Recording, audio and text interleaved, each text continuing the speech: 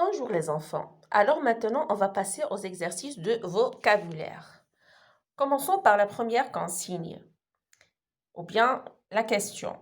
Quel est le préfixe de ces mots? Que signifie-t-il? Quel est le préfixe de ces mots? Que signifie-t-il? Un triangle, tricolore, trilingue, tricycle.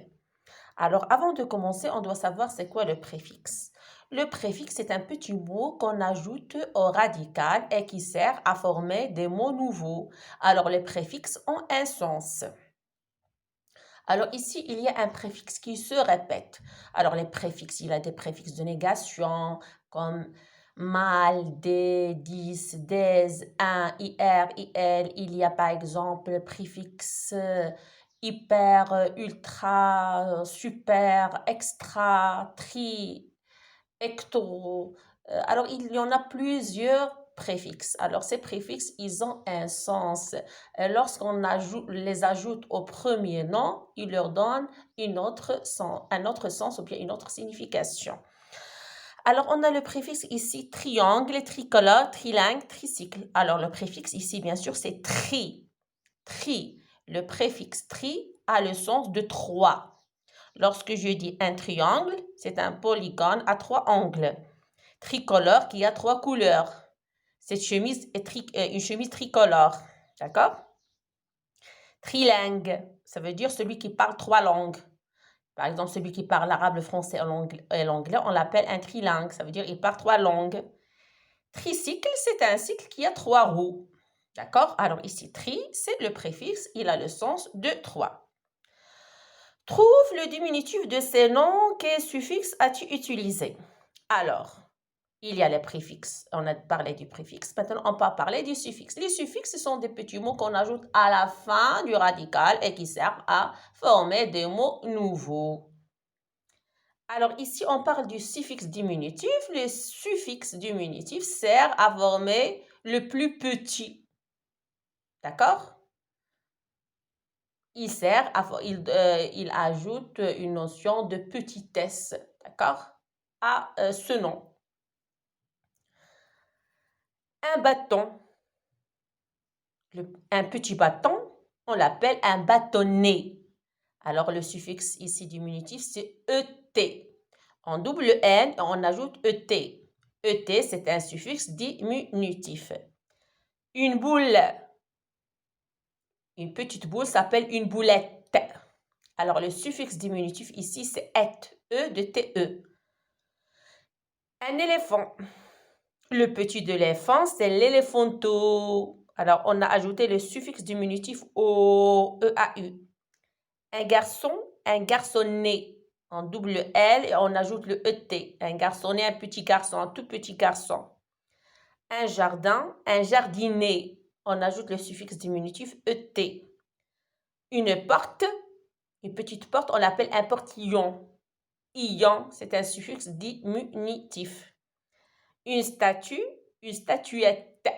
Et, c'est un suffixe diminutif. Alors ici, on a vu des suffixes diminutifs qui servent à former le mot la chose la plus petite. ET, E de TE, O, ion. D'accord? Ce sont des suffixes diminutifs. Passons à l'autre exercice. Pour chacun de ces mots familiers, écris un synonyme en langage courant. Alors ici, c'était la leçon, bien c'est la leçon, la différence entre le langage familier et le langage courant.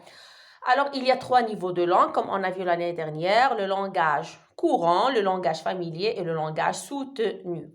Le langage courant, c'est le langage ordinaire qu'on utilise entre nous, avec la maîtresse en classe.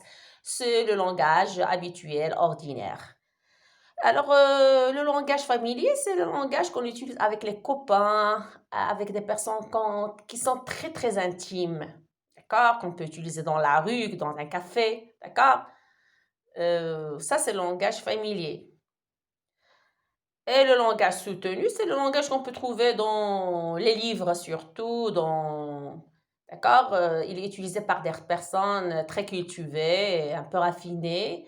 Et on utilise le langage soutenu lorsqu'on veut parler à des personnes qui ne sont pas intimes, qu'on ne connaît pas, bon, ou bien qu'on respecte. Alors, le langage familier, tu peux parler avec ton copain, avec un langage familier, tu parles un langage courant avec la maîtresse et tu parles un langage soutenu, par exemple, avec le directeur de ton école. Bon. Alors, la bouffe, ce nom appartient au langage familier. Il bouffe. Je veux la bouffe. J'ai acheté la bouffe. La bouffe, dans le langage courant, c'est la nourriture. D'accord? Il flotte. Aujourd'hui, il flotte. Il flotte, ça veut dire il pleut. Ça veut dire la pluie tombe. Les fringues. Oh, j'ai acheté des fringues super. Les fringues, dans le langage courant, ce sont les vêtements, les habits. Une bagnole. Oh, cette bagnole est cool. La bagnole, dans le langage courant, c'est la voiture. Les tifs, il a de beaux tifs. Quel tif? Alors, tif, ce sont les cheveux dans le langage courant. Alors, tous ces mots ici, ce sont des mots familiers, d'accord? Qui appartiennent au registre familier. Trouve le mot contraire en ajoutant un préfixe de négation. Alors, le contraire, ce sont deux mots. Les contraires, ce sont des mots de sens opposé. D'accord? Opposé, on l'appelle aussi les antonymes. Alors, si on va essayer de chercher des contraires en ajoutant un préfixe de négation, et les préfixes de négation sont IL, IR, IM, mal, D, dis, T. D'accord? Ce sont des préfixes qui servent à former le mot contraire. Mortel. L'homme est mortel. On a ici le mot mortel. L'homme est mortel. Dieu est immortel. Ça veut dire qu'il ne meurt jamais. Alors, IM, c'est un préfixe de négation.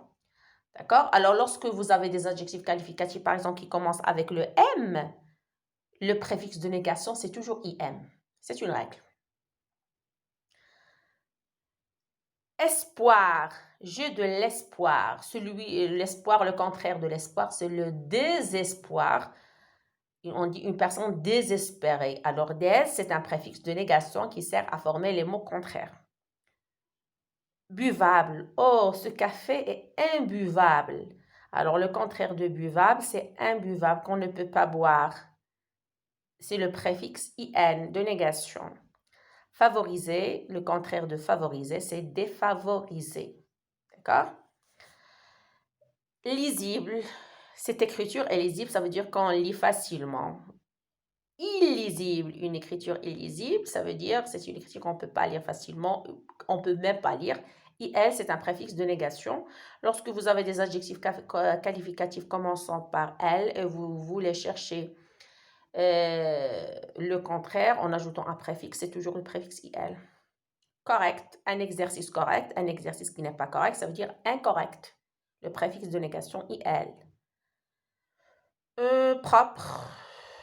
Cette chambre est propre ou bien ce garçon est propre. Cette fille est malpropre.